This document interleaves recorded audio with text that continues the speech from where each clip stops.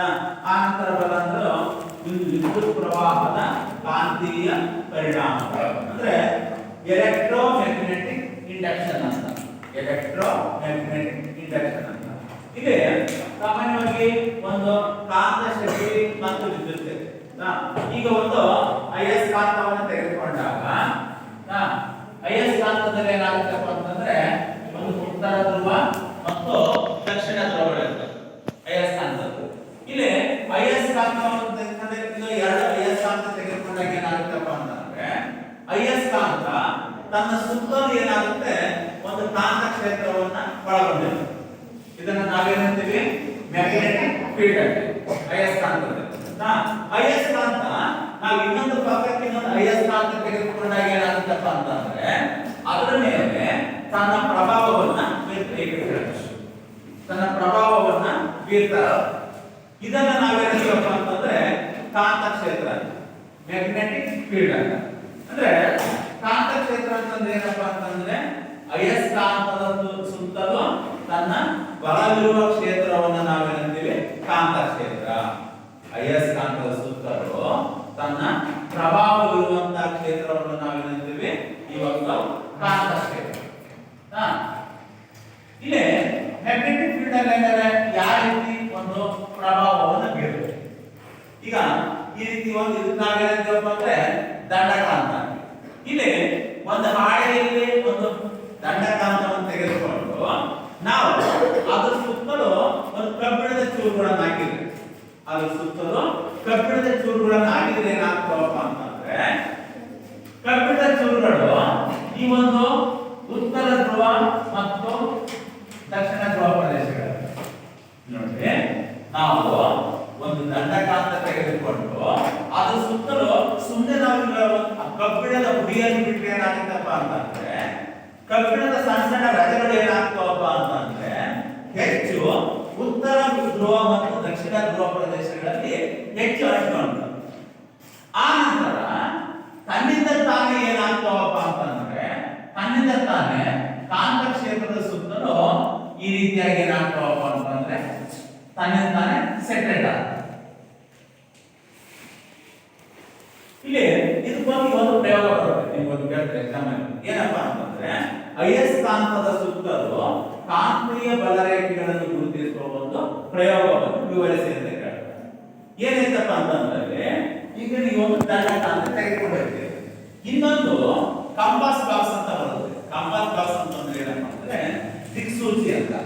ಆ ದಿಕ್ಸೂಚಿ ಏನಾಗಿರುತ್ತೆ ಸಣ್ಣದಾಗಿ ಇಷ್ಟಿರುತ್ತೆ ಕಂಪಾಸ್ ಬಾಕ್ಸ್ ಅಂತ ಸಣ್ಣದಾಗಿ. ಇದ್ರಲ್ಲಿ ಏನಿರುತ್ತೆ ದಿಕ್ಸೂಚಿ ಆಗಿರುತ್ತೆ.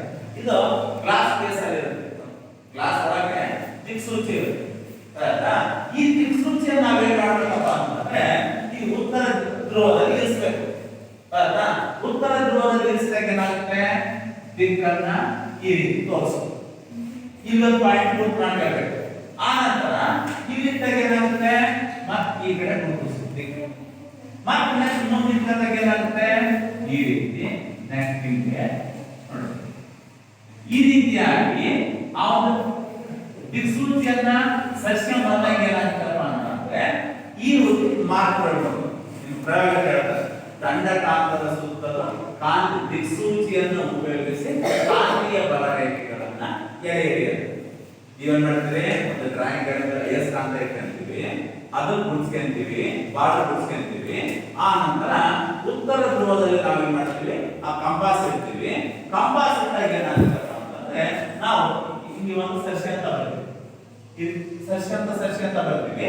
ಆವಾಗ ಏನಾಗುತ್ತೆ ಒಂದೊಂದೇ ಪಾಯಿಂಟ್ ಏನಾಗುತ್ತೆ ಗುರುತು ಮಾಡಿ. ಅಂದ್ರೆ ದಿಕ್ಸೂಚಿನ ಸಹಿತ ಏನಾಗುತ್ತಪ್ಪ ಅಂತಂದ್ರೆ ಉತ್ತರ ಧ್ರುವದಿಂದ ದಕ್ಷಿಣ ಧ್ರುವದತ್ತ ಏನಾಗ್ತವೆ ಕಾಂತೀಯ ಬಲರೇಖೆಗಳು ಗುರುತಾಗ್ತವೆ. ಅಂದ್ರೆ ಇಲ್ಲಿ ಇದೇನ್ ಹೇಳುತ್ತಪ್ಪ ಅಂತಂದ್ರೆ ಅಂದ್ರೆ ಅಯಸ್ಕಾಂತದ ಲಕ್ಷಣಗಳೇನು ಕೇಳ್ತಾರೆ. ಕಾಂತೀಯ ಬಲರೇಖೆಗಳ ಲಕ್ಷಣ ತಿಳಿಸಿ. ಒಂದು ನೀವು ಕಾಂತಕ್ಷೇತ್ರ ಅಂತ ತಿಳ್ಕೊಳ್ಳಿ. ಕಾಂತಕ್ಷೇತ್ರ ಅಂತಂದ್ರೇನು ಅಯಸ್ಕಾಂತದ ಸುತ್ತಲೂ ಕಾಂತೀಯ ಬಲ ಇರುವಂತ ಕ್ಷೇತ್ರವನ್ನ ಕಾಂತಕ್ಷೇತ್ರ ಮ್ಯಾಗ್ನೆಟಿಕ್ ಫೀಲ್ಡ್. ಆ ನಂತರ ಕಾಂತೀಯ ಬಲರೇಖೆಗಳು. ಕಾಂತೀಯ ಬಲರೇಖೆಗಳಂತಂದ್ರೆ ಏನಪ್ಪಾ ಅಂತಂದ್ರೆ ಅಯಸ್ಕಾಂತದ ಸುತ್ತ ಕಾಂತ ಕ್ಷೇತ್ರವನ್ನ ಬಿಂಬಿಸುವಂತ ರೇಖೆ. ಹಾಗಾದ್ರೆ ನಾವು ದಿಕ್ಸೂಚಿಯನ್ನು ತೆಗೆದುಕೊಂಡು ಪ್ರಯೋಗವನ್ನು ಮಾಡಿದಾಗ ನಂತರ ಏನ್ ಮಾಡ್ತೀವಿ, ಈ ಪಾಯಿಂಟ್ ಅನ್ನ ಕೂಡಿಸ್ಕೊಂತ ಹೋಗ್ತೀವಿ. ಈ ಪಾಯಿಂಟ್ ಅಲ್ಲ ಈ ಕೂಡಿಸ್ಕೊಂತ ಹೋಗ್ತೀವಿ. ಈ ರೀತಿ ಬರುತ್ತೆ ಕಾಂತೀಯ ಬಲರೇಖೆಗಳ ಪಾಯಿಂಟ್ ಈ ರೀತಿ ಬರುತ್ತೆ. ಹಂಗೆ ಈ ದಿಕ್ಕಿನಲ್ಲೂ ಕೂಡ ಏನಾಗುತ್ತಪ್ಪ ಅಂತಂದ್ರೆ ಕಾಂತೀಯ ಬಲರೇಖೆಗಳ ಪಾಯಿಂಟ್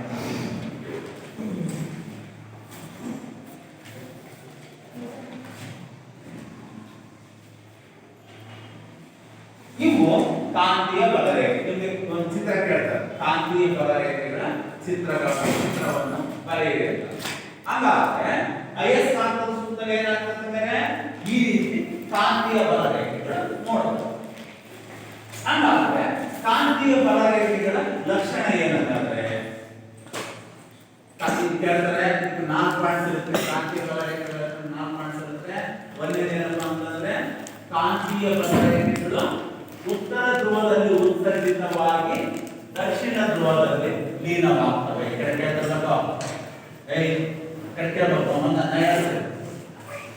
ಕಾಂತೀಯ ಬಲರೇಖೆಗಳು ನೋಡಿ ಉತ್ತರ ಧ್ರುವದಲ್ಲಿ ಹುಟ್ಕೊಂಡು ದಕ್ಷಿಣ ಧ್ರುವದಲ್ಲಿ ಮುಳುಗುತ್ತವೆ. ಎರಡನೇದು ಕಾಂತೀಯ ಬಲರೇಖೆಗಳು ಕಾಂತದ ಧ್ರುವ ಪ್ರದೇಶಗಳಲ್ಲಿ ಹೆಚ್ಚಾಗಿರ್ತವೆ. ನೋಡಿ ನಾವು ಹೇಳ್ತೀನಲ್ಲ, ಅಯಸ್ಕಾಂತವನ್ನು ತೆಗೆದುಕೊಂಡು ಅದನ್ನ ಕಬ್ಬಿಣದ ಹುಡುಗಿರು ಉದಿಸ್ಬಿಟ್ರೆ ನಾವು ತನ್ನಿಂದ ತಾನು ಹೆಂಗ್ ಸೆಟ್ ಹಾಕುವಪ್ಪ ಅಂದ್ರೆ ಧ್ರುವ ಪ್ರದೇಶಗಳಲ್ಲಿ ಹೆಚ್ಚು ಅಂಟಿಕೊಂಡಿರ್ತವೆ ಕಾಂತೀಯ ಬಲರೇಖೆ. ಉಳಿದಂಗೆ ಆ ಕಾಂತ ಅಯಸ್ಕಾಂತ ಸುತ್ತಲೂ ಈ ಗೆರೆ PDF ಚಿತ್ರಗಳು. ಈ ರೀತಿ ಕಾಂತೀಯ ಬಲರೇಖೆಗಳ ಲಕ್ಷಣ ಕೇಳ್ತಾನೆ. ಒಂದನೇ ಪಾಯಿಂಟ್ ಏನಪ್ಪಾ ಅಂತಂದ್ರೆ ಕಾಂತೀಯ ಬಲರೇಖೆಗಳು ಉತ್ತರ ಧ್ರುವದಲ್ಲಿ ಉತ್ತರಿತವಾಗಿ ದಕ್ಷಿಣ ಧ್ರುವದಲ್ಲಿ ಲೀನವಾಗುತ್ತವೆ. ಒಂದನೇ ಪಾಯಿಂಟ್. ಎರಡನೇ ಪಾಯಿಂಟ್, ಕಾಂತೀಯ ಬಲರೇಖೆಗಳು ಧ್ರುವ ಪ್ರದೇಶಗಳಲ್ಲಿ ಅಧಿಕವಾಗಿರುತ್ತವೆ. ಯಾಕಪ್ಪ ಅಂತಂದ್ರೆ ಕಾಂತದ ಧ್ರುವ ಪ್ರದೇಶದಲ್ಲಿ ಶಕ್ತಿ ಹೆಚ್ಚಾಗಿರುತ್ತೆ. ಅಯಸ್ಕಾಂತದ ಶಕ್ತಿ ಕಾಂತ ಧ್ರುವ ಪ್ರದೇಶದಲ್ಲಿ ಹೆಚ್ಚಾಗಿರುತ್ತೆ. ಮೂರನೇ ಪಾಯಿಂಟ್ ಏನ್ ಹೇಳ್ತದಪ್ಪ ಅಂತಂದ್ರೆ ಕಾಂತೀಯ ಬಲರೇಖೆಗಳು ಒಂದನ್ನೊಂದು ಸೇರಿಸುವುದಿಲ್ಲ ಅಂತಂದ್ರೆ ಇಲ್ಲಿ ನೋಡ್ರಿ, ಇದು ಒಂದನೇ ರೇಖೆ, ಇದು ಎರಡನೇ ರೇಖೆ. ಎರಡನೇ ರೇಖೆ ಈ ರೀತಿ ಹಾದು ಬರಲ್ಲ ನೋಡ್ರಿ, ಈಗ ಬಂದ ಹಿಂಗೆ ಇಂಟರ್ಸೆಕ್ಷನ್ ಆಗಲ್ಲ. ಯಾಕಪ್ಪ ಅಂತಂದ್ರೆ ಕಾಂತೀಯ ಬಲರೇಖೆಗಳಿಗೆ ತಮ್ಮದೇ ಆದ ಗೆರೆ ಇರುತ್ತೆ. ಕಾಂತೀಯ ಬಲರೇಖೆಗಳು ತಮ್ಮ ದಾರಿಯಲ್ಲಿ ಸಾಗ್ತಾ ಇರ್ತವೆ, ಯಾವ ಒಂದೊಂದು ಕ್ರಾಸ್ ಮಾಡಲ್ಲ. ಏನೇನು ಕಾಂತೀಯ ಬಲರೇಖೆಗಳು ಆವೃತ ರೇಖೆಗಳಾಗಿವೆ. ಆವೃತ ಅಂತಂದ್ರೆ ಅಯಸ್ಕಾಂತ ಸುತ್ತ ಮತ್ತೆ ಇನ್ನೊಂದು ಲೈನ್ ಬರುತ್ತೆ, ಮತ್ತೆ ಈ ರೀತಿ ಲೈನ್ ಬರುತ್ತೆ. ಆ ನಂತರ ಇಷ್ಟೇ ಅಂದ್ರೆ ಅಯಸ್ಕಾಂತ ಸುತ್ತ ಏನಂತ ಒಂದು ಎಣ್ಣೆ ಶಕ್ತಿ ಇರುತ್ತೆ. ಇಷ್ಟು ಕಾಂತೀಯ ಬಲರೇಖೆಗಳ ಮೂಲಕ ಬಿಂಬಿಸುವಂತದ್ದು. ಇದು ಕಾಂತ ಕ್ಷೇತ್ರ ಮತ್ತು ಕಾಂತೀಯ ಬಲರೇಖೆಗಳು, ಮ್ಯಾಗ್ನೆಟಿಕ್ ಫ್ಲಕ್ಸಸ್ ಅಂತ. ಕಾಂತೀಯ ಬಲರೇಖೆಗಳಿಗೆ ಮ್ಯಾಗ್ನೆಟಿಕ್ ಫ್ಲಕ್ಸಸ್ ಅಂತ. ಹಾಗಾದ್ರೆ ಕಾಂತೀಯ ಬಲರೇಖೆಗಳಲ್ಲಿ 4 ಲಕ್ಷಣ ಅಂತ ಕೇಳ್ತಾರೆ ನಾಳೆ ಎಕ್ಸಾಮ್. ಒಂದು, ಕಾಂತೀಯ ಬಲರೇಖೆಗಳು ಉತ್ತರ ಧ್ರುವದಲ್ಲಿ ಉತ್ಸರ್ಜಿತವಾಗಿ ದಕ್ಷಿಣ ಧ್ರುವದಲ್ಲಿ ಲೀನವಾಗುತ್ತವೆ, ಅಂದ್ರೆ ಇಲ್ಲಿ ಹುಟ್ಟಿ ಇಲ್ಲಿ ಮುಳುಗುತ್ತವೆ. ಎರಡನೇದು, ಕಾಂತೀಯ ಬಲರೇಖೆಗಳು ಒಂದನ್ನೊಂದು ಛೇದಿಸುವುದಿಲ್ಲ, ಅಟ್ಟು ಹೋಗಲ್ಲ. ಮೂರನೇದು, ಕಾಂತ ಕ್ಷೇತ್ರ ಧ್ರುವ ಪ್ರದೇಶದಲ್ಲಿ ಹೆಚ್ಚಾಗಿರುತ್ತೆ. ನಾಲ್ಕನೇದಾಗಿ ಕಾಂತೀಯ ಬಲರೇಖೆಗಳು ಏನಾಗ್ತವಪ್ಪ ಅಂತಂದ್ರೆ ಆವೃತ ಜಾಲಗಳಾಗಿವೆ. ಆವೃತ ಜಾಲಗಳಾಗಿವೆ ಒಂಥರ ನೆಟ್ವರ್ಕ್ ಇದ್ದಂಗೆ. ಯಾಕಪ್ಪ ನೀವು ಒಂದು ಮನೆ ಕೇಬಲ್ ನೋಡ್ತಿರಲ್ಲ, ಕೇಬಲ್ ಲೈನ್ಗಳು ಆ ಕಡೆ ಈ ಕಡೆ 16 ಮನೆಗಳಿಗೆ ಹೋಗಿರ್ತಾವೆ. ಹಂಗೆ ಕಾಂತೀಯ ಬಲರೇಖೆಗಳು ಆವೃತ ಜಾಲಗಳು. ಈ ಚಿತ್ರ ನೆನಪು ಮಾಡ್ಕೊಂಡ್ರೆ, ಒಂದು ಚಿತ್ರ ಕೇಳ್ತಾನೆ 2 ಮಾರ್ಕ್ಸ್ಗೆ, ಚಿತ್ರಕ್ಕೆ ತಕ್ಕಂತೆ 2 ಮಾರ್ಕ್ಸ್ಗೆ ಏನ್ ಮಾಡ್ತಾನೆ ಈ ಕಾಂತಕ್ಷೇತ್ರ ಲಕ್ಷಣಗಳನ್ನು ಹೇಳ್ತಾರೆ. ಚಿತ್ರ ಅಥವಾ ಲಕ್ಷಣ ಎರಡನ್ನ ಸಿಗ್ತದೆ. ಚಿತ್ರ ನೆನಪು ಮಾಡ್ಕೊಂಡ್ರೆ ಲಕ್ಷಣಗಳಂತ. ಆಮೇಲೆ ಮ್ಯಾಕ್ಸ್ವೆಲ್ ಎನ್ನುವ ವಿಜ್ಞಾನಿ ಬರ್ತಾರೆ. ಮ್ಯಾಕ್ಸ್ವೆಲ್ ಎನ್ನುವ ವಿಜ್ಞಾನಿ ಏನ್ ಮಾಡ್ತಾನಪ್ಪ ಅಂದ್ರೆ ಒಂದು ರಟ್ಟಿನ ತುಣುಕು ಅಂತಾನೆ. ಒಂದು ರಟ್ಟಿನ ತುಣುಕು. ಈ ರಟ್ಟಿನ ತುಣುಕನ್ನ ಏನ್ ಮಾಡ್ತಾನೆ, ಮಧ್ಯದಲ್ಲಿ ರಂಧ್ರವನ್ನು ಮಾಡಿ ಏನ್ ಮಾಡ್ತಾನಪ್ಪ ಅಂತಂದ್ರೆ ಇದರ ಸುತ್ತ ಒಂದು ವೈರನ್ನು ಜೋಡಿಸ್ತಾನೆ. ಬರುತ್ತೆ ನೋಡ್ರಿ. ಈ ರೀತಿ ಒಂದು ತಂತಿ ತೆಗೆದುಕೊಂಡು ತಂತಿಯನ್ನು ಏನ್ ಮಾಡ್ತಾನೆ, ಒಂದು ರಟ್ಟಿನಲ್ಲಿ ರಂಧ್ರವನ್ನು ಮಾಡಿ ಅದರ ಮೂಲಕ ತಂತಿಯನ್ನು ಆಯ್ಸಿ ಏನ್ ಮಾಡ್ತಾನಪ್ಪ ಅಂತಂದ್ರೆ ತಂತಿಯ ಮೂಲಕ ಕರೆಂಟ್ ಹಾಯಿಸ್ತಾನೆ. ತಂತಿಯ ಮೂಲಕ ಕರೆಂಟ್ ಅನ್ನು ಹಾಯಿಸ್ತಾನೆ. ಕರೆಂಟ್ ಹಾಯಿಸಿ ಏನ್ ಮಾಡ್ತಾನಪ್ಪ ಅಂತಂದ್ರೆ ಇಲ್ಲಿ ಅದೇ ಕಬ್ಬಿಣದ ಚೂರು ಹಾಕ್ತಾನೆ. ಕಬ್ಬಿಣದ ಹುಡಿ ಇರ್ತದಲ್ಲ, ಕಬ್ಬಿಣದ ಹುಡಿಯನ್ನ ಆ ರಟ್ಟು ಮೇಲೆ ಅದೇ ಚಿಮ್ಮಿಸ್ತಾನೆ. ರಟ್ಟು ಮೇಲೆ ನಿಧಾನ ಮುದುಸ್ದಾಗ ಏನಾಗುತ್ತಪ್ಪ ಅಂತಂದ್ರೆ ಆ ಕಬ್ಬಿಣದ ಹುಡಿ ಏನಾಗುತ್ತಪ್ಪ ಅಂತಂದ್ರೆ ಅದು ಕೂಡ ಈ ರೀತಿ ಸೆಪರೇಟ್ ಆಗುತ್ತೆ. ಅಂದ್ರೆ ಈ ರೀತಿ ರೌಂಡ್ ಆಗಿ ಸೆಪರೇಟ್ ಆಗುತ್ತೆ. ರೌಂಡ್ ಆಗಿ ಅಂದ್ರೆ ಅವಾಗ ಮ್ಯಾಕ್ಸ್ವೆಲ್ ವಿಜ್ಞಾನಿ ಏನ್ ಹೇಳ್ತಾನಪ್ಪ ಅಂತಂದ್ರೆ ಹಂಗಾದ್ರೆ ಒಂದು ತಂತಿಯಲ್ಲಿ ವಿದ್ಯುತ್ ಹರಿತಿರ್ಬೇಕಾದ್ರೆ ಅದರ ಸುತ್ತಲೂ ಕಾಂತಕ್ಷೇತ್ರ ನಿರ್ಮಾಣ ಆಗುತ್ತೆ. ಈ ಉದಾಹರಣೆಗೆ ಒಂದು ಕರೆಂಟ್ ಶಾಕ್ ಹೊಡೆಯುತ್ತೆ ಅಲ್ವಾ? ಕರೆಂಟ್ ಶಾಕ್ ಯಾಕೆ ಹೊಡೆಯುತ್ತಪ್ಪ, ಯಾಕೆ ಆಕರ್ಷಣೆ ಮಾಡುತ್ತಪ್ಪ ಅಂತಂದ್ರೆ ಯಾವ ಕರೆಂಟ್ ಒಂದು ತಂತಿಯಲ್ಲಿ ಕರೆಂಟ್ ಆಗಿತ್ತೋ ಕರೆಂಟ್ ಆಗಕ್ಕೆ ಅದು ಸುತ್ತ ಮ್ಯಾಗ್ನೆಟಿಕ್ ಫೀಲ್ಡ್ ಆಗುತ್ತೆ. ಆ ಮ್ಯಾಗ್ನೆಟ್ ಏನ್ ಮಾಡುತ್ತೆ, ನಿಮ್ಮನ್ನು ಆಕರ್ಷಣೆ ಮಾಡುತ್ತೆ. ಗೊತ್ತಾಯ್ತಾ? ಆದ್ರೆ ಇನ್ನೊಂದು ಏನಾಗುತ್ತಪ್ಪ ಅಂತಂದ್ರೆ ನಮ್ಮ ಬಾಡಿಯಲ್ಲಿ ಏನಾಗುತ್ತೆ, ನೀರಿನ ಕಾಂಟೆಂಟ್ ಇರುತ್ತೆ. ನೀರಿನ ಕಾಂಟೆಂಟ್ ಅಲ್ಲಿ ಕಬ್ಬಿಣದ ಅಂಶ ಇರುತ್ತೆ. ಹೀಗಾಗಿ ಏನಾಗುತ್ತೆ, ಬೇಗ ನಮ್ಮ ಹಾಗಾದ್ರೆ ಮ್ಯಾಕ್ಸ್ವೆಲ್ ಮಾಡಿದಂತ ಪ್ರಯೋಗ ಏನಪ್ಪಾ ಅಂತಂದ್ರೆ ಒಂದು ರಟ್ಟನ್ನ ತೆಗೆದುಕೊಂಡ ರಟ್ಟನ ನಡುವೆ ಒಂದು ಗೋಲನ್ ಮಾಡಿ ಏನ್ ಮಾಡ್ತಾನೆ, ಅದರ ಮೂಲಕ ತಂತಿಯನ್ನ ಜೋಡಿಸಿ ಏನ್ ಮಾಡ್ತಾನೆ, ಕರೆಂಟ್ ಅನ್ನು ಹಾಯಿಸ್ತಾನೆ. ಕರೆಂಟ್ ಹಾಯಿಸಿದಾಗ ಇದು ಸುತ್ತಲೇ ಕಬ್ಬಿಣದ ಹುಡಿ ಹಾಕ್ತಾನೆ. ಆ ಕಬ್ಬಿಣದ ಚೂರುಗಳು ಏನಾಗ್ತವೆ, ತನ್ನಿಂದ ತಾನೇ ರೌಂಡ್ ಆಗಿ ಸೆಪರೇಟ್ ಆಗ್ತವೆ. ಇದರಿಂದ ಆಗಂದ್ರೆ ಅಯಸ್ಕಾಂತ ಮತ್ತು ವಿದ್ಯುತ್ ಶಕ್ತಿ ಒಂದಕ್ಕೊಂದು ಅವಲಂಬಿತವಾಗಿರ್ತವೆ. ಕಾಂತಕ್ಷೇತ್ರ ಬಿಟ್ಟು ವಿದ್ಯುತ್ ಶಕ್ತಿ ಇಲ್ಲ, ವಿದ್ಯುತ್ ಶಕ್ತಿ ಬಿಟ್ಟು ಕಾಂತಕ್ಷೇತ್ರ ಇಲ್ಲ. ಎರಡು ಒಂದಕ್ಕೊಂದು ಪೂರಕ ಆಗಿರ್ತವೆ. ಇದ್ರ ಮೇಲೆ ಏನ್ ಹೇಳ್ತಾನಪ್ಪ ಅಂದ್ರೆ ಮ್ಯಾಕ್ಸ್ವೆಲ್ ನ ಬಲಗೈ ನಿಯಮ ಅಂತ ಬರುತ್ತೆ. ಮ್ಯಾಕ್ಸ್ವೆಲ್ ನ ಬಲಗೈ ನಿಯಮ ಏನ್ ಹೇಳ್ತಪ್ಪ ಅಂತಂದ್ರೆ ಒಂದು ವಾಹಕವನ್ನು ಬಲಗೈಯಲ್ಲಿದ್ದಾಗ ಒಂದು ವಾಹಕ ಇದು ತಂತಿ ಮೂಲಕ ಕರೆಂಟ್ ಪಾಸ್ ಆಗ್ತಾ ಇದ್ದವ. ಇದನ್ನು ಈ ರೀತಿ ಇರ್ತವೆ. ಇದನ್ನ ಬಲಗೈಯಲ್ಲಿ ಹಿಡಿದಾಗ ಹೆಬ್ಬೆರಳು ವಾಹಕದಲ್ಲಿನ ವಿದ್ಯುತ್ ಪ್ರವಾಹದ ದಿಕ್ಕನ್ನು ತೋರಿಸುತ್ತೆ. ಹಿಂಗ ಹಿಡ್ಕಂದ್ರೆ ಹೆಬ್ಬೆರಳು ಏನ್ ತೋರಿಸುತ್ತಪ್ಪ ಅಂತಂದ್ರೆ ಕರೆಂಟ್ ತಂತಿಯಲ್ಲಿ ಈಗ ಪಾಸ್ ಆಗ್ತಾ ಇದೆ ಅಂತ ತೋರಿಸುತ್ತೆ.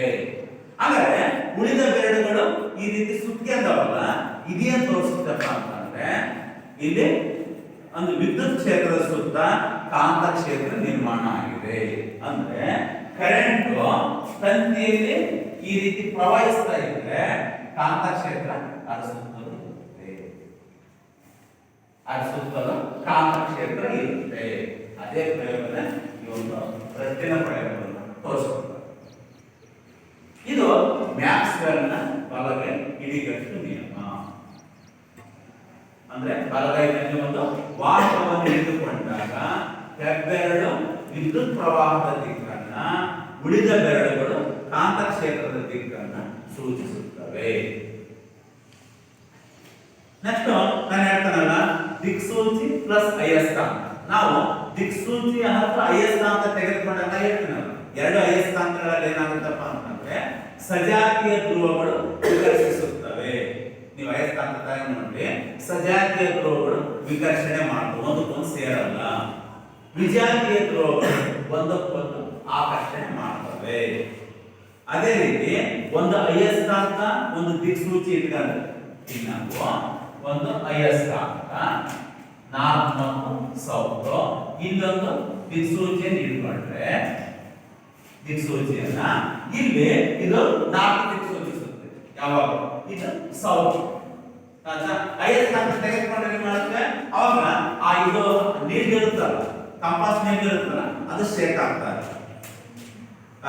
ನೀವು ಏನಾದ್ರೂ ಸಡನ್ ಆಗಿ ಉತ್ತರ ಧ್ರುವ ತಂದ್ಬಿಡ್ರಿ ಅದು ಈ ಕಡೆ ನಾನು ಕಳಿಸ್ತೇನೆ ಅದು ವಿರುದ್ಧ ದಿಕ್ಕಿಗೆ ಹೋಗ್ಬಿಡುತ್ತೆ.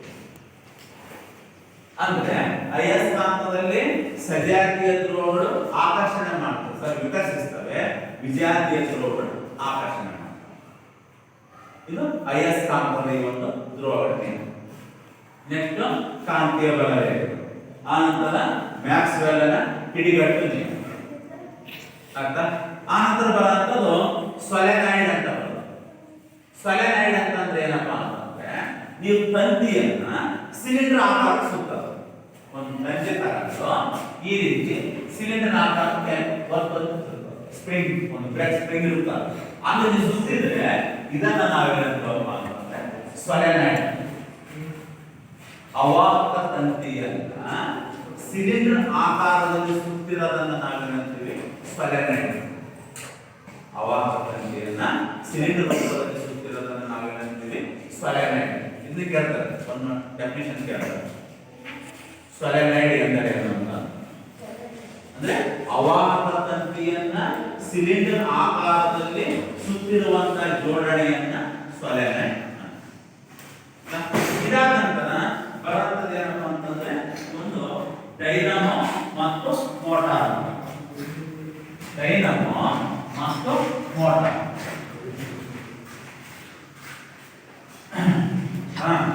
ಚಿತ್ರದಲ್ಲಿ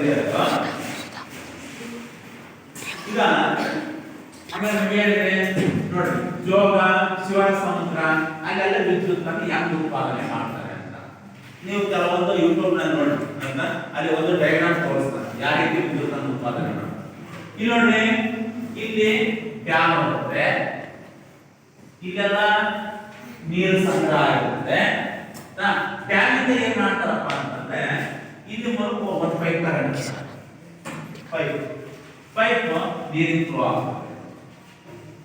ಫ್ಲೋ ಆಗಬೇಕಾದ್ರೆ ಡೈನಮ್ ನೀವು ಸಣ್ಣ ಸಣ್ಣ ಪ್ರಯೋಗ ಮಾಡಿ, ಸಣ್ಣ ಸಣ್ಣ ಚಿತ್ರದಲ್ಲಿ ಏನ್ ಕೊಡ್ತಾರಪ್ಪ ಅಂತಂದ್ರೆ ಇಲ್ಲಿ ಚಕ್ರ ಇರುತ್ತೆ ಅಂತ, ಇಲ್ಲಿ ಅಯಸ್ಕಾಂತ ಇರ್ತವೆ. ಇಲ್ಲಿಂದ ಏನಾಗುತ್ತಪ್ಪ ಅಂತಂದ್ರೆ ಇಲ್ಲಿ ವಿದ್ಯುತ್ ಬಲ್ಬ್ ಅಂತ ಚಿತ್ರ ತೋರಿಸ್ತಾರೆ. ಈಗ ಮಲೆನಾಡಿನಲ್ಲಿ ಕರೆಂಟ್ ಲೈನ್ ಇರಲ್ಲ, ಅವ್ರು ಏನ್ ಮಾಡ್ತಾರಪ್ಪ ಅಂತಂದ್ರೆ ಮಲೆನಾಡಿನಲ್ಲ ನೀರು ಸಣ್ಣ ಸಣ್ಣ ಜರಿ ಇರ್ತಿರ್ತಾರೆ. ಅವ್ರು ಏನ್ ಮಾಡ್ತಾರೆ, ಗುಡ್ಡದ ನೀರು ಇರ್ತಿರ್ತಲ್ಲ ಅದನ್ನೇ ಒಂದು ಗುಡ್ಡದ ನೀರು ಇರ್ತಾರೆ ಅಂತ ಒಂದು ಇದಾಕಿರ್ತಾರೆ, ಪೈಪ್ ಮೂಲಕ ನೀರು ಹರಿಸ್ತಾರೆ, ಸಣ್ಣಗೆ ಹರಿಸ್ತಾರೆ.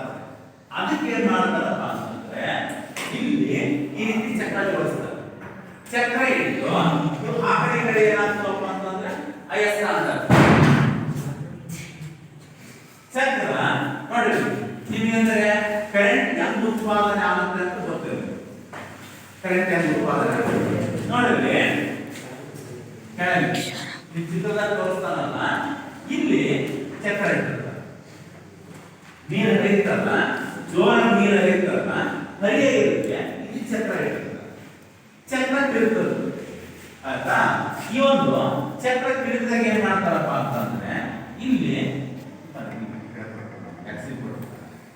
ಎಕ್ಸಿಲಿಂಗ್ ಬಂದಿರುತ್ತೆ. ಇದು ಚಕ್ರ, ಇದು ಅದು ಜೋಡಿರುವಂತ ಎಕ್ಸಿಲ್. ಇಲ್ಲಿ ಏನ್ ಮಾಡ್ತಾರಪ್ಪ ಅಂತಂದ್ರೆ ಎರಡು ಅಯಸ್ಕಾಂತ ಇರ್ತಾರೆ, ಎರಡು ಅಯಸ್ಕಾಂತ. ಅಯಸ್ಕಾಂತದ ನಡುವೆ ಏನಿರ್ತಾರಪ್ಪ ಅಂತಂದ್ರೆ ಈ ರೀತಿ ಒಂದು ತಂತಿಯ ಸುರುಳಿ ಇರುತ್ತೆ. ಇನ್ನೊಂದು ತಂತಿಯ ಸುರುಳಿ,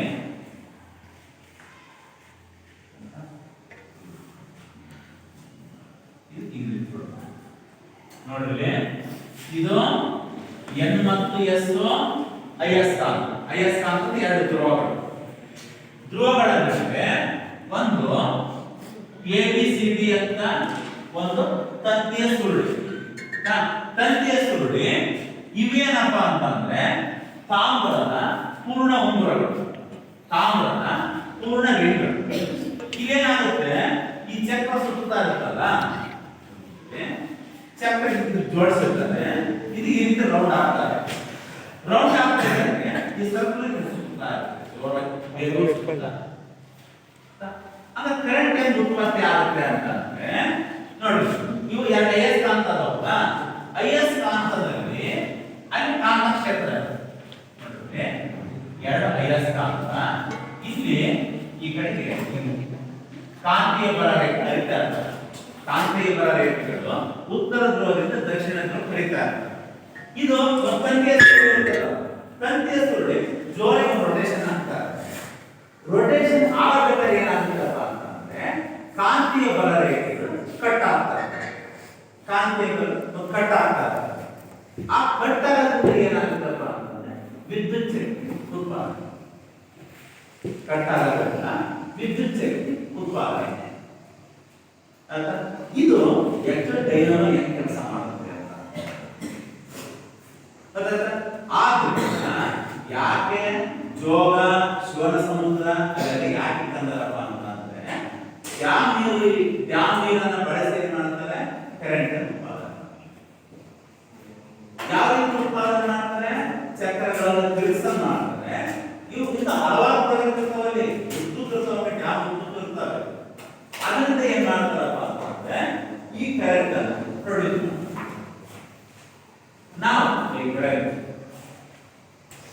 ನಾವು ಈ ಕರೆಂಟ್ ಇಲ್ಲಿ ಎರಡು ರೀತಿ ಇವು ಬರ್ತವೆ. ನಾವು ಇದು ಬಳಸ್ತೀವಲ್ಲ ಮನೆ ವಿದ್ಯುತ್, ಇದನ್ನ ಏನಂತೀವಿ, ಎಸಿ ವಿದ್ಯುತ್. ಎಸಿ ಅಂತಂದ್ರೆ ಆಲ್ಟರ್ನೇಟಿವ್ ಕರೆಂಟ್ ಅಂತ.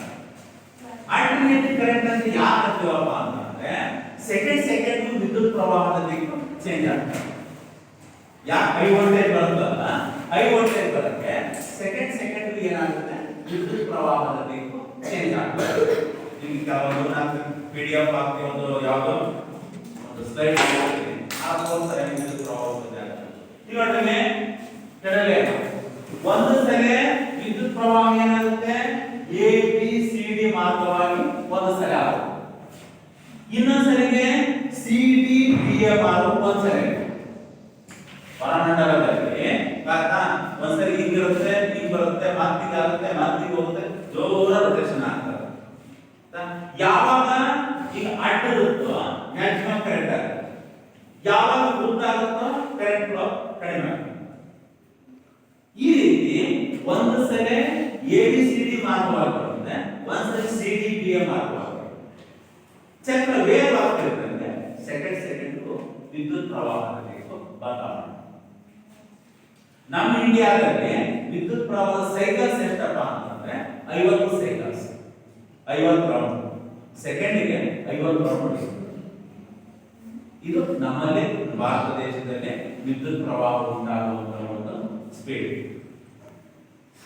ಅದ ಎಸಿ ವಿದ್ಯುತ್ ಅಂತ ಅಂದ್ರೆ ವಿದ್ಯುತ್ ಪ್ರವಾಹದ ದಿಕ್ಕು ಪ್ರತಿ ಸೆಕೆಂಡಿನಲ್ಲಿಯೂ ವಿದ್ಯುತ್ ಪ್ರವಾಹದ ದಿಕ್ಕು ಬದಲಾಗುತ್ತಿದ್ರೆ ಅದನ್ನ ಪರ್ಯಾಯ ವಿದ್ಯುತ್ ಅಂತ. AC current. ಡಿಸಿ ಕರೆಂಟ್ ಅಂದ್ರೆ ಯಾವಪ್ಪ ಅಂತಂದ್ರೆ ಬ್ಯಾಟರಿ, ಕಾರ್ ಬ್ಯಾಟರಿ ಇರ್ತಾವ, ಕಾರ್ ಬ್ಯಾಟರಿ ನೋಡಿ ನೀವು ಸೋಲಾರ್ ಫ್ಯಾನ್ಗಳನ್ನ ಕರೆಂಟ್ ಅಂತ ಹಾಕಬಹುದು. ಸೋಲಾರ್ ಫ್ಯಾನ್ ಇರ್ತಾವ, ನೀವೇನಾದ್ರೂ ಆ ಪ್ಲಗ್ ಏನಾದ್ರು ಇದು ಸ್ವಿಚ್ ಬಿಟ್ರೆ ಯಾಕಂದ್ರೆ ಎಸಿ ಕರೆಂಟ್ ಹೈ ವೋಲ್ಟೇಜ್ ಇರುತ್ತೆ, ಡಿಸಿ ಜಸ್ಟ್ ಡೈರೆಕ್ಟ್ ಕರೆಂಟ್ ಅಷ್ಟೇ, ನೀವು ಶಾಕ್ ಹೊಡೆಯಲ್ಲ. ಡಿಸಿ ಕರೆಂಟ್ ಅದು ಜಸ್ಟ್ ಏನೋ ಕಾರಿ ಬಳಸಕ್ಕಷ್ಟೇ, ಕಾರು ಬ್ಯಾಟರಿ ಬಳಸಕ್ಕಷ್ಟೇ ಡಿಸಿ ಕರೆಂಟ್.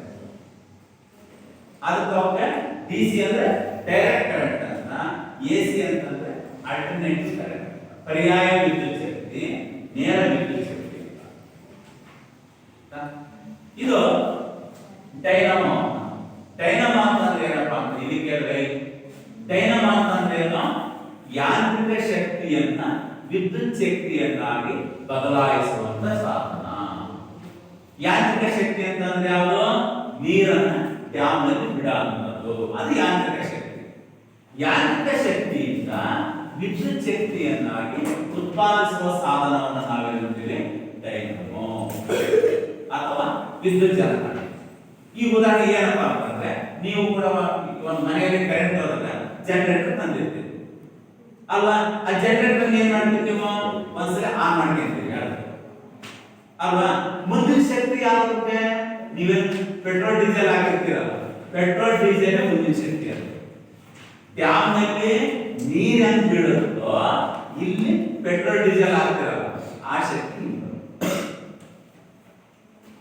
ಆದ್ರಿಂದ ಡೈನಮೋ ಅಥವಾ ವಿದ್ಯುತ್ ಚಕ್ರ ಅಂತಂದ್ರೆ ಏನಪ್ಪಾ ಅಂತಂದ್ರೆ ಯಾಂತ್ರಿಕ ಶಕ್ತಿಯನ್ನ ವಿದ್ಯುತ್ ಶಕ್ತಿಯನ್ನಾಗಿ ಪರಿವರ್ತಿಸುವ ಸಾಧನ ನಾವೇನಿದ್ರಪ್ಪ ಅಂತಂದ್ರೆ ಡೈನಮೋ ಅಂತ. ಮೋಟಾರ್ ಅಂತ, ಮೋಟಾರ್ ಅಂತಂದ್ರೆ ಏನಪ್ಪಾ ಅಂತಂದ್ರೆ ವಿದ್ಯುತ್ ಶಕ್ತಿಯನ್ನ ಯಾಂತ್ರಿಕ ಶಕ್ತಿಯನ್ನಾಗಿ ಪರಿವರ್ತಿಸುವ ಸಾಧನ ಮೋಟಾರ್. ನೋಡಿ, ಡೈನಮೋ ಏನು ಯಾಂತ್ರಿಕ ಶಕ್ತಿಯನ್ನ ವಿದ್ಯುತ್ ಶಕ್ತಿಯನ್ನ. ಈಗ ಉದಾಹರಣೆಗೆ ನಮ್ಮ ಮನೆಯ ಮಿಕ್ಸರ್, ಫ್ಯಾನ್ ಇವೆಲ್ಲ ಹೆಂಗ್ ಆಗುತ್ತವೆ? ವಿದ್ಯುತ್ ಶಕ್ತಿಯಿಂದ ಫ್ಯಾನ್ ಆಗುತ್ತೆ, ವಿದ್ಯುತ್ ಶಕ್ತಿಯಿಂದ ಮೋಟಾರ್ ಆಗುತ್ತೆ. ಕರೆಂಟ್ ಏನು ಉತ್ಪತ್ತಿ ಆಗುತ್ತೆ? ವೀಲ್ ತಿರುಗಿದಾಗ ಕರೆಂಟ್ ಉತ್ಪತ್ತಿ. ಹೆಂಗೆ ರಿವರ್ಸ್ ಅಂತಂದ್ರೆ ಚಕ್ರಗಳು ತಿರುಗಿದಾಗ ವಿದ್ಯುತ್ ಶಕ್ತಿ ಉತ್ಪಾದನೆ. ಮಿಕ್ಸರ್ ಕೊಡುತ್ತೆ ವಿದ್ಯುತ್ತಿನಿಂದ ಚಕ್ರ ತಿರುಗುತ್ತೆ.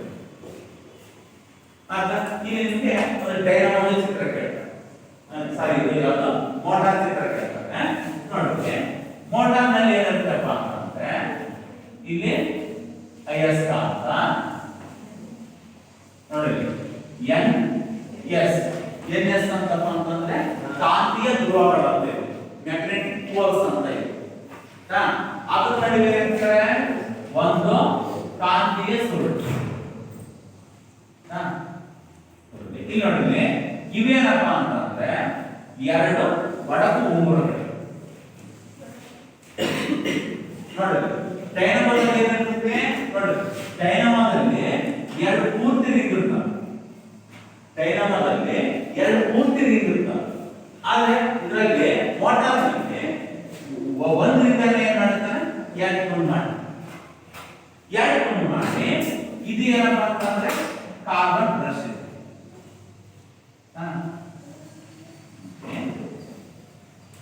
ಇದು ನಿಮಗೆ ಎಲ್ಲಿ ಕಾಣ್ತಕ್ಕ ಚಿತ್ರ ಅಂತಂದ್ರೆ ಮಿಕ್ಸರ್ ಓಪನ್ ಮಾಡ್ತಾರೆ, ರಿಪೇರಿ ಮಾಡೋದು. ಮಿಕ್ಸರ್ ಒಳಗಡೆ ಆರ್ಮೇಚರ್ ಅಂತ ಇದೆ, ಮಿಕ್ಸರ್ ಒಳಗಡೆ ಆರ್ಮೇಚರ್ ಅಂತ. ಇಲ್ಲಿ ಕಾರ್ಬನ್ ಬ್ರಷ್ ಇರುತ್ತೆ. ಮಿಕ್ಸರ್ ಒಳಗಡೆ ಆರ್ಮೇಚರ್ ಅಂತ ಅಂದ್ರೆ ಏನಪ್ಪ ಅಂತಂದ್ರೆ ಆ ತಾಮ್ರ ಸುತ್ತಿ ಇರ್ತಾರೆ, ತಾಮ್ರ ಸುತ್ತಿ ಆ ಮೋಟರ್ ಓಡುತ್ತಾರೆ, ಅದು ಆರ್ಮೇಚರ್. ಕೆಳಗಡೆ ತಾಮ್ರ ಎಲ್ಲ ರಿಂಗ್ ಸುತ್ತಿರ್ತಾರೆ. ಅದು ನಡುವೆ ಕಬ್ಬು ಹಬ್ಬ ಇರುತ್ತೆ. ಹಬ್ಬ ಅದು ಇದು ಓಡಿಸುತ್ತಲ್ಲ, ಪುಷ್ಟಿರುತ್ತಲ್ಲ, ಕೆಳಗಿಂದ ಏನಾಯ್ತದೆ ಇದು ಆರ್ಮೇಚರ್. ಇದು ಹೆಂಗ್ ಕೆಲಸ ಮಾಡುತ್ತಪ್ಪ ಅಂತಂದ್ರೆ ಕರೆಂಟ್ ಅನ್ನು ಕೊಟ್ಟಾಗ ಏನಾಗುತ್ತಪ್ಪ ಅಂತಂದ್ರೆ ಕರೆಂಟ್ ಅನ್ನು ಕೊಟ್ಟಾಗ ವಿದ್ಯುತ್ ಶಕ್ತಿ ಕಾಂತ ಶಕ್ತಿಯಾಗಿ ಪರಿವರ್ತನೆ ಆಗುತ್ತೆ. ವಿದ್ಯುತ್ ಶಕ್ತಿ ಕಾಂತ ಶಕ್ತಿಯಾಗಿ ಪರಿವರ್ತನೆ ಆಗೋದ್ರ ಮೂಲಕ ಏನಾಗುತ್ತಪ್ಪ ಅಂತಂದ್ರೆ ಈ ಮೋಟಾರ್ ಕೆಲಸ ಮಾಡುತ್ತೆ. ಇಲ್ಲಿ ಕೂಡ ABCD ವಾಹಕ ಸುರುಳಿ ಅಂತ. ಇಲ್ಲಿ ನೋಡಿ, ಇಲ್ಲಿ ನಿಮ್ಗೆ ಒಂದು ಬಲ್ಬ್ ಚಿತ್ರ ತೋರಿಸಿದ್ದಾರೆ. ಇಲ್ಲಿ ನೋಡಿ, ಈ ರೀತಿ ಇಲ್ಲಿ ನಿಮಗೆ ಬಲ್ಬ್ ಚಿತ್ರ ತೋರಿಸಿದ್ದಾರೆ. ಬಲ್ಬ್ ಚಿತ್ರ ತೋರಿಸಿದ್ದಾರೆ ಅಂತಂದ್ರೆ ಏನು? ಕರೆಂಟ್ ಉತ್ಪಾದನೆ ಆಗುತ್ತೆ ಅಂತ ಬಲ್ಬ್ ಚಿತ್ರ ತೋರಿಸಿದ್ದಾರೆ. ಇಲ್ಲಿ ಏನು ತೋರಿಸಿದ್ದಾನೆ? ಇದೊಂದು ಬ್ಯಾಟರಿ ಚಿತ್ರ ತೋರಿಸಿದ್ದಾನೆ. ಬ್ಯಾಟರಿ ಚಿತ್ರ ಏನಪ್ಪ ಅಂತಂದ್ರೆ ನೀವು ಒಂದು ಕರೆಂಟ್ ಸೋರ್ಸಸ್ ಅಂತ. ಬ್ಯಾಟರಿ ಅಂತಂದ್ರೆ ಬ್ಯಾಟರಿ ಆಗ್ಬೋದು ಇಲ್ಲ ಕರೆಂಟ್ ಆಗ್ಬೋದು, ಆ ಸೋರ್ಸಸ್. ಹಾಗಾದ್ರೆ ಈ ಒಂದು ಕರೆಂಟಿನಿಂದ ಏನಾಗುತ್ತಪ್ಪ ಅಂತಂದ್ರೆ ಒಂದು ಮೋಟಾರು ವಿದ್ಯುತ್ ಶಕ್ತಿಯನ್ನ ಪಡೆಯುತ್ತೆ. ಗೊತ್ತಾಯ್ತಾ? ನಿಮ್ಗೆ ಏನ್ ಕ್ವಶನ್ಸ್ ಕೇಳ್ತಾರೆ ಇಲ್ಲಿ? ಡೈನಮೋ ಮತ್ತು ಮೋಟಾರ್ ಇರುವಂತ ವ್ಯತ್ಯಾಸ ಏನು? ಡೈನಮೋ ಮತ್ತು ಮೋಟಾರ್ ಇನ್ನೊಂದು ಬರುತ್ತೆ. ಇಲ್ಲಿ ಫ್ಲೆಮಿಂಗನ ಎಡಗೈ ನಿಯಮ, ಫ್ಲೆಮಿಂಗನ ಬಲಗೈ ನಿಯಮ ಅಂತ. ನೋಡಿ, ಈ ರೀತಿ ಒಂದು ಜಾಗಗಳನ್ನು ಇರ್ತವೆ. ಬೆರಳು, ತೋರು ಬೆರಳು, ಮಧ್ಯದ ಬೆರಳು. ಈ ರೀತಿ ಬೆರಳು, ತೋರು ಬೆರಳು, ಮಧ್ಯದ ಬೆರಳು.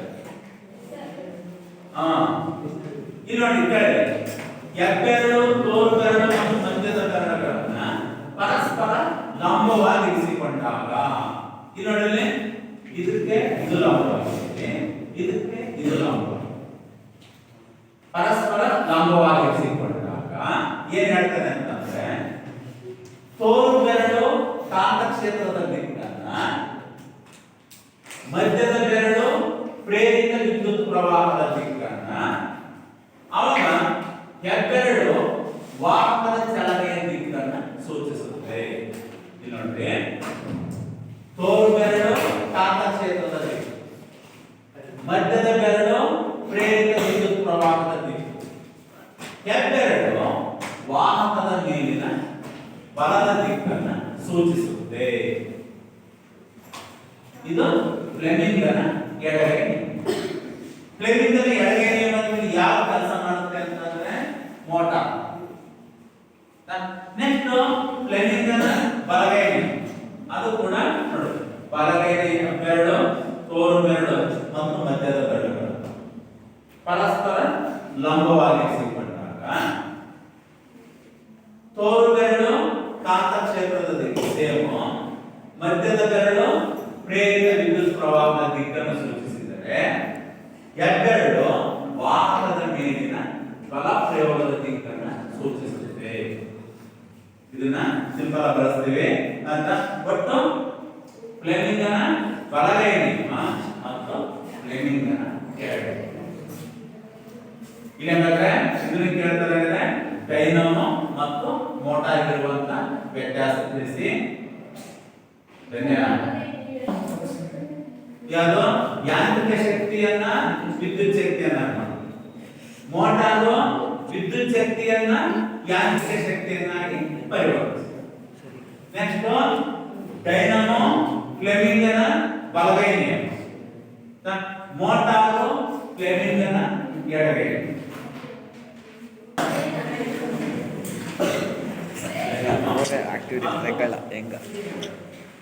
ಮೋಟಾರ್ಗಳಿರುವ ಅಂತ ವ್ಯತ್ಯಾಸ ತಿಳಿಸಿ.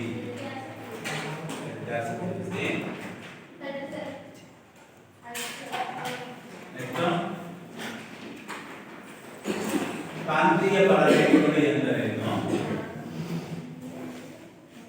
ಕಾಂತೀಯ ಬಲರೇಖೆಗಳು ಕಾಂತೀಯ ಬಲರೇಖೆಗಳ ಲಕ್ಷಣ ತಿಳಿಸಿ. ಕಾಂತೀಯ ಕಾಂತೀಯ ಬಲರೇಖೆಗಳ ಲಕ್ಷಣ. ನೆಕ್ಸ್ಟ್ ಇನ್ನೊಂದು ಚಿತ್ರ ಕೊಡ್ರೆ, ಡೈನಮೋ ಮತ್ತು ಮೋಟಾರ್ನ